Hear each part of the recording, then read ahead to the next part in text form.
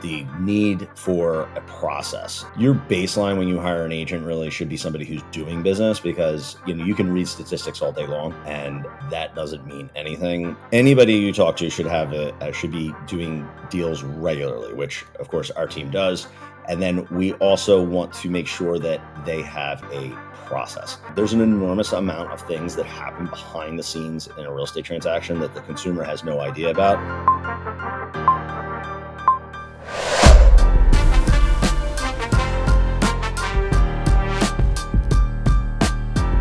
Welcome back to another episode of Moving Sucks. It's time to fix that. So I wanted to hop on here just real quickly. This is not going to be a long episode. Once again, I am solo still, and we are hoping that Jen will join us next week. After a long summer, we are looking to get back into the swing of things. But for now, I am taking the opportunity to talk about things that are near and dear to my heart. So if you've been a listener of the podcast for any amount of time, you know that Jen and I will talk about the need for a process. And, the market is changing.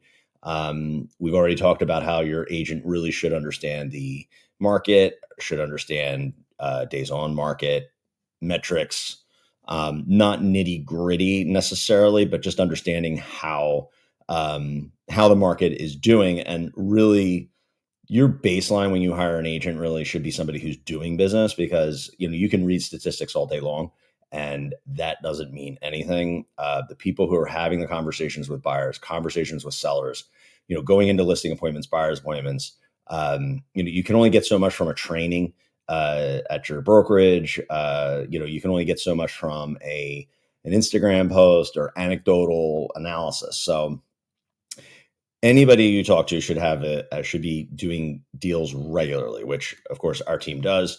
And then we also want to make sure that they have a process. So regardless of where you're listening to this, your agent should be able to lay out kind of a TikTok or a timeline. There should be tools. They should have forms for you to fill out. There should be able to introduce exactly who is going to be handling things in the transaction. For example, Brandon on our team, he is more or less now like a listing assistant. He is a newer agent, and he's getting his paces in by doing a lot of the little stuff, making sure nothing falls through the cracks while I go out and service the higher end tasks and find more business for the team. But also it allows me to sell a house. It allows us to market the home, focus on things that will move the needle in the aggregate. But these like little things, does your agent have a transactional coordinator, which is somebody who takes once you get the contract and you're once you're under contract, there is then somebody who takes the ball and makes sure that the lending and the title and everybody is talking to each other. There's an enormous amount of things that happen behind the scenes in a real estate transaction that the consumer has no idea about. We've also talked about on this podcast how that is to the detriment, I think, of our industry, because we want to. Sometimes it's hard. It seems like everything happens by itself, but it very much does not. So you should be hiring an agent who really understands the process, understands the way that you want to go through a transaction, talk about frequently asked questions, best practices, pros and cons. And that's on the buyer and the selling side. So like I have a listing appointment coming up in a couple of days, and probably will have happened by the time this publishes. But they want to know, like, they're moving out of state. They want to know, like, okay, from here, like, what do we do? Okay. That includes preparing the property. Do they have forms? They have documents. Like our team, we have like an estimated sheet or an estimate sheet. So we can plug all the quotes in. We can put all the line items in, pull it all over to a summary, put insurance certificates in it. Like there's a lot of like little project management things that we can do before we even list the property, coordinating contractors, photography, everything like that, all the way to, okay, now we're on market. If you're a seller, now we're on market. So, okay, great. But like, how do showings work?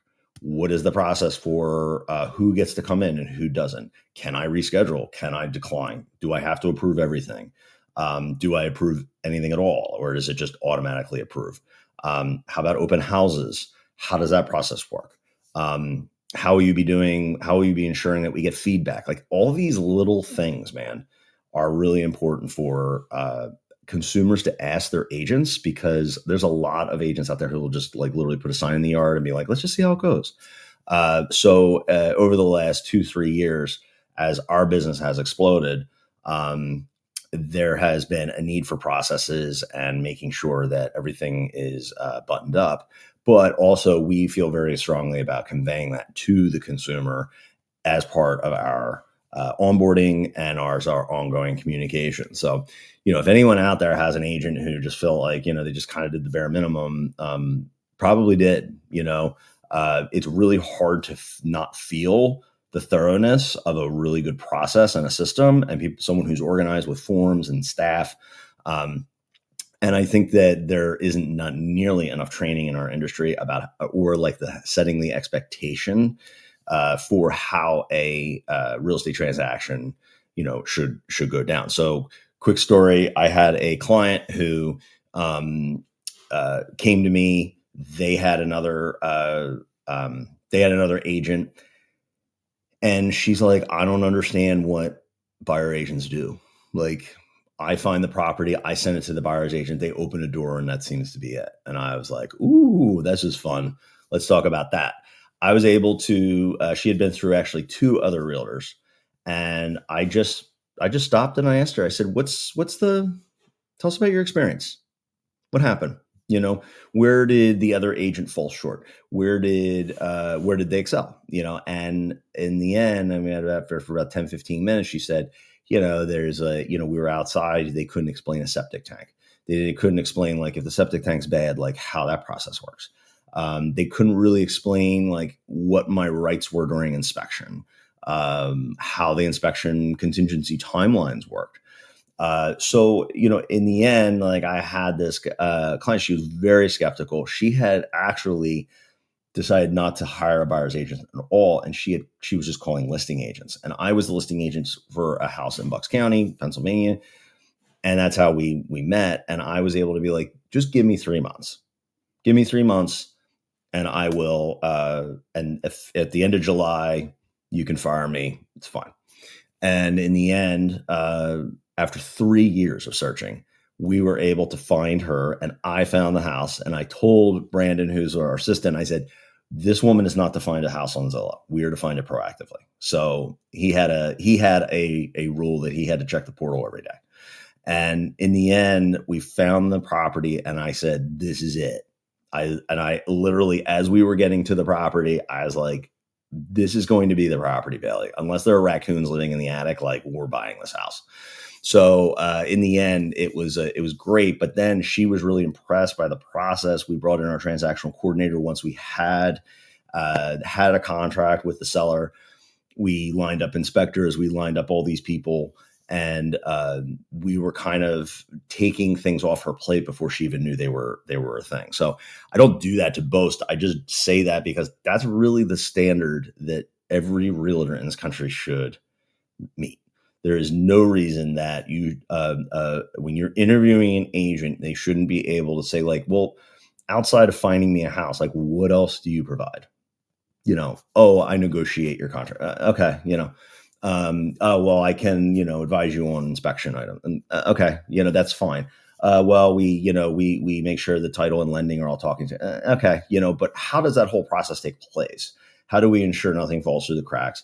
How do we ensure that those things are optimized and made to be as good as possible and as stress-free and drama-free for the consumer as possible? So we talk a lot about the consumer here, vicariously through the agent. We need to make sure as agents we raise our game, but also, there are less transactions. We've gone from 6.1 to 4.0, or they're actually saying about 3.85 million transactions this year. Not every agent's going to make it. Not every agent deserves to make it. I hate to say it, but like there are times when a lot of transactions can cover up a lot of inadequacy, inefficiency, inexperience. That is where I'm excited for the next several years, because I think a lot of these agents will leave the business and they will hire people like us So no matter where you are in the country, if there is a need for a realtor and you are going and interviewing people, you should really kind of grill them and like ask them like exactly how they do things. Great question my clients ask me is like, what, tell me what I don't know. Like, what are the things that I don't know? I haven't sold or bought a house in 10 years. Like, is it changed? How does the process work? Take me from here all the way to settlement. And an agent should be able to say, okay, well, listen, give me 10 minutes and I'm going to walk you through it. A bonus is having like a form, like where it has like the entire timeline of a transaction with checklists and best practices, pros and cons, whatever frequently asked questions. So that is something that we have and we leverage regularly. So I feel that I feel very strongly about this business. I think it is a very big deal for people. And it's a lot of money for most people. So the least that realtors can do is like really step up and know their shit and be able to guide the consumer from the first contact all the way to settlement and beyond. That same person who bought the house in Bucks County, she had a problem with the washer after settlement. And I've been helping her. Like, I was on YouTube the other night, like trying to figure out how to use this thing because the seller couldn't really explain how to do it. That is also a part of a realtor's process, is like a post close. What happens then? It's like, well, you get access to me, you get access to the team, you get access to all of our vendors, anything you need, and we can set things up. So it's really kind of like a life partnership that we deploy. So, but anyway, if you have somebody that you're looking to interview, do not interview the nephew, the aunt, the friend from college, the friend from high school. You're worried about maybe a weird conversation at Thanksgiving because you hired someone else. You deserve to have a top tier agent.